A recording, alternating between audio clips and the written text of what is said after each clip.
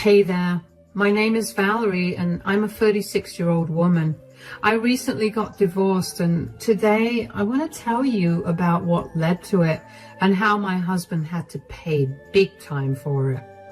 Let me give you some information on myself. I grew up in a middle-class family. We were always financially stable. And while we weren't the kind of family to go on a vacation every year, we still lived comfortably. I saw how my parents worked hard to make money and how they invested their money to bring in extra income. And I took those lessons with me into adulthood. The first thing I did when I saved up enough money was buy a duplex. I made sure it was in good location and it was relatively new. And then I began renting it out at market rates, maybe less depending on who the tenant was. Anyway, that ended up being a great source of income for me and I was living very comfortably. When I was 29, I met my now ex-husband, Hank. We met through a dating app and we had a lot of common interests, so we got along really well. Hank was charming and funny, and honestly, he made me feel butterflies in my stomach right from the start. I should have considered those butterflies as warning signs in hindsight, but unfortunately, I wasn't that perceptive. Anyway, Hank and I dated for 3 years before we decided to tie the knot. We had a courthouse marriage because neither of us was too keen on the idea of splurging a lot of money on a wedding. We were focused on our careers and saving up a lot. Anyway, as a wedding gift, my parents gave me money for the down payment of a new house, and they insisted that it be in my name. Hank had no problem with that, and so after searching for houses for over a month, we found one that was perfect for us. Everything was going perfectly until Hank got a call from his mother, Rita, one day. Hank didn't have a very good relationship with her because she wasn't the best person. That's all he told me. He never elaborated on it. But for some reason, Hank began to get closer to his mother. She moved into our town and she lived half an hour away from us. Hank began visiting her often and also introduced me to her. I immediately found out what Hank meant by she wasn't the best person. She was very judgmental of everything I did and did not seem to care that I was right there while she badmouthed me to Hank. Hank never stood up for me, and over time, I began to see Rita start influencing his attitude towards me. Hank went from being a caring and loving husband to someone who was constantly snapping and yelling at me. I tried to talk to Hank about his new behavior, and he'd always shut me down. Rita then began frequenting our place, and she'd treat me like I was a maid. She barely respected me, and she always found something about me to criticize, like my looks, my clothes, my weight, my job, and so on. Hank began picking up on that habit of hers too, and began insulting me for every little thing. It got unbearable to be in the house with Hank, and I found myself waiting to go to work every day so I wouldn't have to deal with him. Don't get me wrong. I still loved Hank, but he was no longer the same person he was, and having to deal with his new self was really hard for me. And then one day, the opportunity to be away from home for a while came. My boss asked me if I'd be willing to go to another state for a business meeting with some of our clients, and before he could even complete his sentence, I said I would go. Hank was not happy that I was going to be away for a week, but I couldn't care less. I packed my bags and left. About 2 days into my trip, I got a call from Hank. I was in the middle of a meeting, so I let the call go to voicemail, but as soon as I was done, I called him back. Hi, Hank. Sorry, I couldn't pick up your call earlier. I was in the middle of a meeting. Is something wrong? It's okay. I just needed to get through to you quickly. My mother called and she needs some help. Oh my God, is she okay? Yeah, it's not that kind of help. She apparently got evicted from her place. What? How? Apparently my mom got into some huge fight with the other tenants and the building committee was not happy with that. What was she fighting against? I mean, if it's valid, she could fight to have her eviction taken away or at least get compensated for it. Yeah, I don't think that would work. Why? What did she do?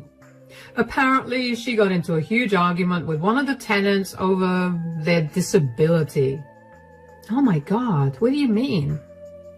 They were trying to park their car in the handicap parking area, and she happened to be in the parking lot at that time. She tried to tell the tenant that they were not disabled, and it got heated. My mom nearly hit them because they began ignoring her at some point. That's horrible. I know. I made sure to tell my mom that what she did was beyond horrible, but that doesn't change the fact that she still needs our help. She can stay with us. I have no problem with that. That's the thing. She doesn't want to stay with us. Oh? Then what does she want? She wants to stay at your duplex. She said the only reason she was so okay with picking a fight was because she knew that she had something to fall back on. That's not okay at all. She can't stay at the duplex. And for her to assume that she could do something horrible because she could stay at my place is unacceptable. She's my mother. Why can't she stay there? I mean, I agree that it's not right for her to act however she wants just because she assumed that she had someplace else to fall back on. But you can't seriously let her be homeless because of it. Look, I don't have much time to talk. But if Rita is willing to compromise, she can stay at our place for however long she wants. And when I get back, I can help her find another place. That's all I can offer her. I need to get going right now. I'll call you later in the night. Bye, honey. First of all, I couldn't believe that Rita's nastiness extended to people beyond her family. I couldn't imagine how she could have harassed a disabled person and feel barely any remorse for it. And on top of that, what I couldn't believe more was Hank excusing her behavior and trying to get me to help her out. I knew that I couldn't talk my way out of helping her because by this point, Hank was a huge mama's boy and would rather get in trouble than not help his mother. So I offered to let her stay with us. Hank texted me about letting Rita stay in the duplex I owned, but I kept shooting him down. Eventually, he stopped texting me about it, and over the next few days, I completely forgot about it. Hank never brought it up again, and again, in hindsight, I should have thought about how weird that was. When it was time to return back home, Hank texted me to tell me that he had a last-minute meeting so that he wouldn't be able to pick me up, which I didn't mind. Just as I was done getting my luggage, I got a call from Rita. I was a little confused about that call because Rita almost never calls me. I had a gut feeling that something was going to go wrong, but I shoved the feeling aside and picked the call up. Hi, Valerie, are you still on your trip? Hi, Rita, I just landed. I'll be on my way home in 10 minutes. Is everything all right? Yeah, I was just wondering if you could swing by and help me with something. Oh, sure. What do you need my help with? Well, there seems to be an issue with the water heater. I can't seem to get hot water out of it no matter what I try. Oh? Well, I'm not so good with these kinds of things, but I'll let Hank know so that he can come and help you out. Why would Hank come to help me out? This is your duplex, right? Excuse me? What do you mean by that? Did Hank not tell you? He let me stay in your duplex. Since you own this, I figured that you'd be responsible for fixing all damages that I didn't cause. First of all, you're not allowed to live there. Hank has no right to give you any permission without consulting me about it. Come on, Val. I'm your family now. I needed help and my son jumped to help since you were too selfish to do that. You need to get out of there immediately. I didn't call you for you to tell me this. You need to come help me out with the water heater. I've been freezing for days. Hank's been too busy to help me out, so it's your duty to do it. Since you consider it my duty to help you out because I own the flat, then I also get to tell you to move out. What is your problem? I got kicked out of my apartment and I desperately needed a place to stay, which is why Hank, out of love, gave me the keys to this place. Do you not care about me at all? Of course I care about you, Rita, but if you lost your place, you could have easily stayed with us. Hank went behind my back to give you the keys to that place when he knew that he couldn't do that. You can't stay there, and you need to move out. I can't live with you forever. I need a place of my own, too. I never said that you'd have to stay with us forever. I told Hank this when he told me that you lost your place. We could help you find a new place while you stay with us. What you can't do is live in the duplex. That sounds exhausting. This was the easiest and quickest option. I don't understand why Hank ever married such an ungrateful and selfish brat. How can you call me that when you're currently living in my duplex? Do you have no shame? I want you out by tomorrow, Rita. I'm not going anywhere. Hank told me he'd handle it, so good luck with that. I was shocked. Rita had no right to stay there, and for her to so openly admit to making Hank take care of all her problems made me angrier. I tried to call her back, but she'd send my calls straight to voicemail. I tried texting her, but she left me undelivered. I knew that I had to deal with this by talking to Hank about it. I tried to call Hank, but he wasn't picking up either. I was beyond frustrated. They did not know that the duplex had already been rented out, and what Rita was doing was squatting, along with breaking and entering. I rushed to get back as soon as I could, and when I reached, I called out for Hank, but got no response. I ran up to his office and found him just winding up his meeting. When he was finally done, he looked up at me. "Oh, you're back. How was your trip? I'm so sorry I couldn't come pick you up from the airport. I had a last-minute meeting." "That's all right, and the trip was great. Before I left the airport, your mother called me.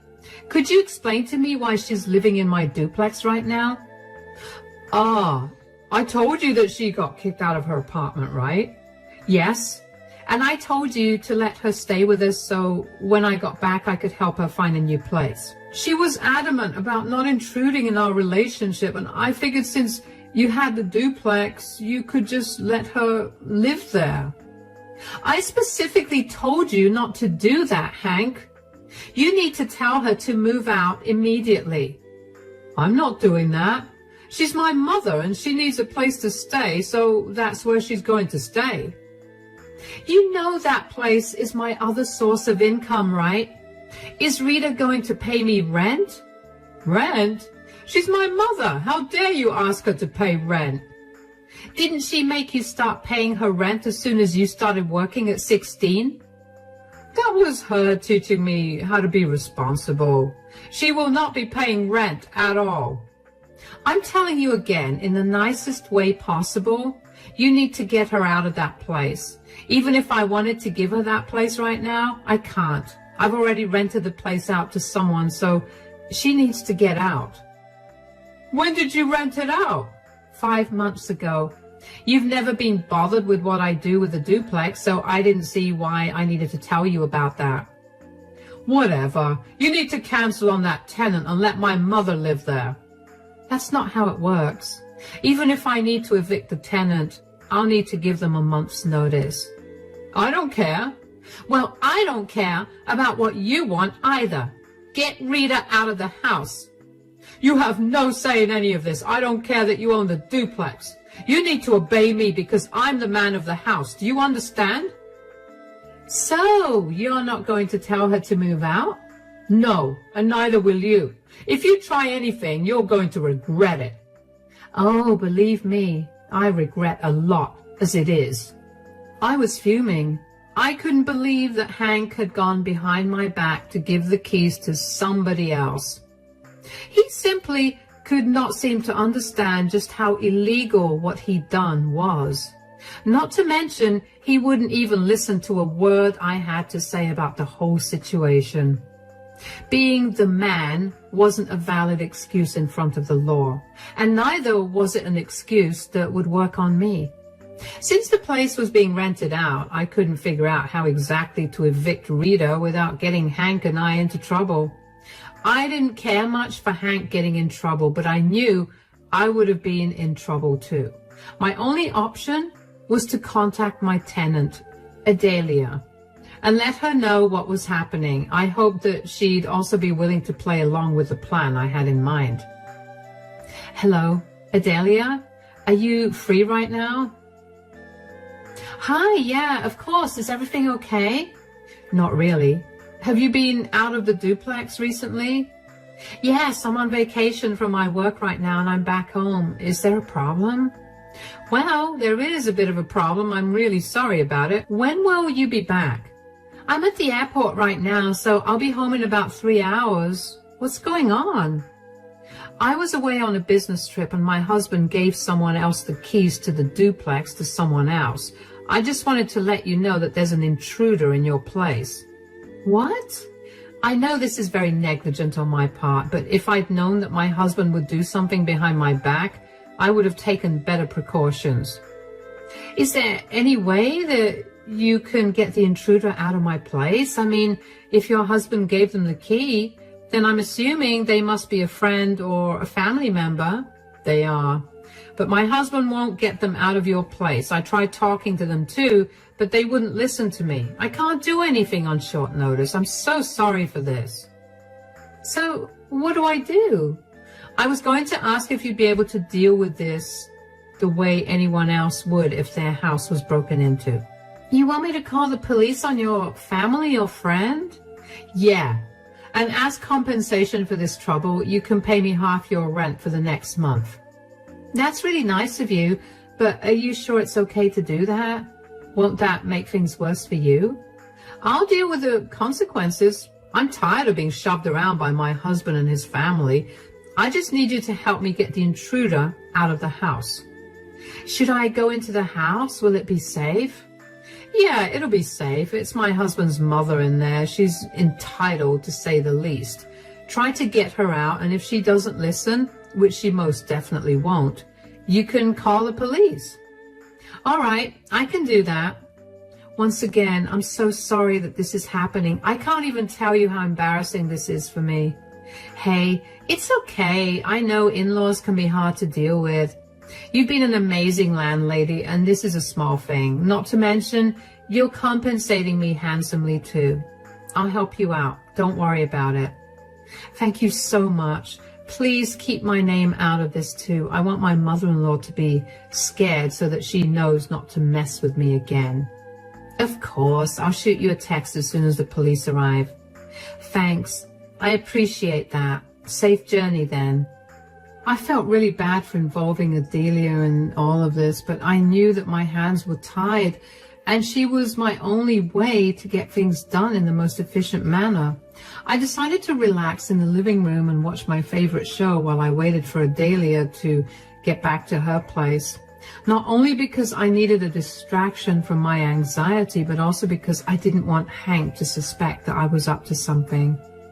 Finally, after waiting for what seemed like forever, Adelia texted me to let me know that she reached her place and that Rita was indeed inside her place. I asked her to record everything just in case, and Adelia told me that she'd let me know in a few minutes how everything went. About 40 minutes later, Adelia called me to let me know that I had a horrible mother-in-law. She told me that Rita was yelling at her for lying and told her to get out of her place. Adelia calmly told Rita to get out of her house and even showed her the document she'd signed that proved that she was lawfully the tenant there. And Rita still refused to believe her. Things got heated, so Adelia called the cops and they took Rita away. I thanked Adelia profusely for everything she'd done, and I apologized once again for getting her involved. She assured me that she was glad to help, and that was the end of that conversation. Only 15 minutes after my conversation with Adelia was done, Hank burst into the living room looking livid. I decided to play dumb and act like I was hearing of Rita's arrest for the first time. "What did you do?" "What are you talking about?" "Don't even try to act like you don't know what I'm talking about. This has you written all over it."